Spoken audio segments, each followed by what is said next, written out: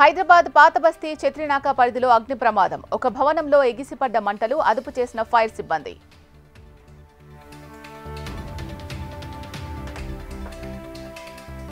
AP cabinet భేటీలో కీలక అంశాలపై చర్చ. లిక్కర్ స్కామ్, జంగారెడ్డిగూడెం మరణాలపై సుదీర్ఘ చర్చ.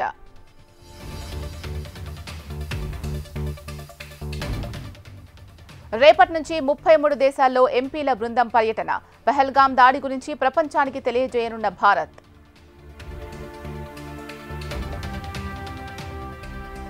వాయిదా పడిన తిరువూరు మున్సిపల్ చైర్మన్ ఎన్నిక. కోరం సరిపడా లేకపోవడంతో వాయిదా వేసిన అధికారులు. టూరిజం డెవలప్మెంట్పై కేంద్ర ప్రభుత్వం ఫోకస్. ఉన్నతాధికారులతో ప్రధాని మోడీ కీలక సమావేశం. ఎల్లుండి రాజస్థాన్లో ప్రధాని మోడీ పర్యటన. 26,000 కోట్ల రూపాయల ప్రాజెక్టులకు శంకుస్థాపన.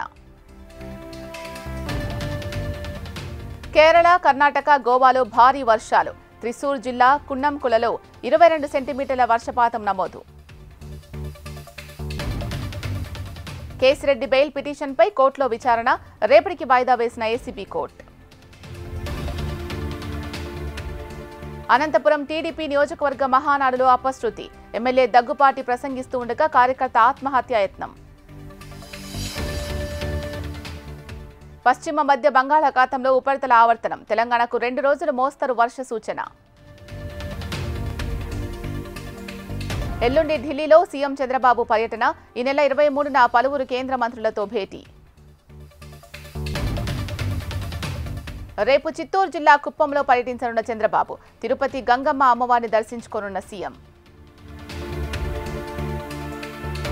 తిరుమల శ్రీవారి సేవలో మిస్ ఇండియా. స్వామివారిని దర్శించుకొని మొక్కులు చెల్లించుకున్న మానసవారణి.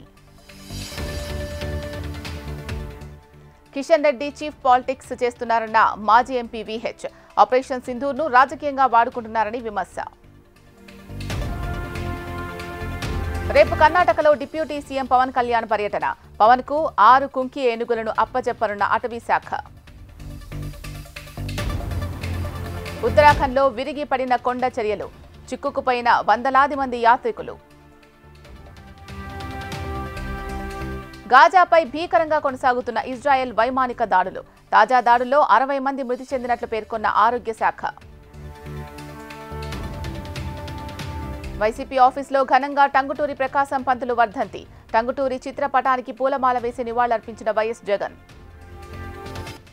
ఐబీ డైరెక్టర్ తపన్ కుమార్ డేకా పదవీకాలం మరో ఏడాది పొడిగింపు. 2026 వరకు ఈ పదవిలో కొనసాగనున్న తపన్ కుమార్. బలూచిస్తాన్ అభివృద్ధిపై అస్సాం సీఎం బిశ్వశర్మ కీలక వ్యాఖ్యలు. పాలకుల నిర్లక్ష్యం వల్లే ఆ ప్రాంతం అభివృద్ధి చెందలేదు. భారీ నష్టాలతో ముగిసిన స్టాక్ మార్కెట్లు. 872 పాయింట్ల నష్టంలో సెన్సెక్స్, 261 పాయింట్ల నష్టంలో నిఫ్టీ. ఐపీఎల్లో ఎలిమినేట్ అయిన జట్ల మధ్య పోరు. ఇవాళ చెన్నైతో తలపనున్న రాజస్థాన్.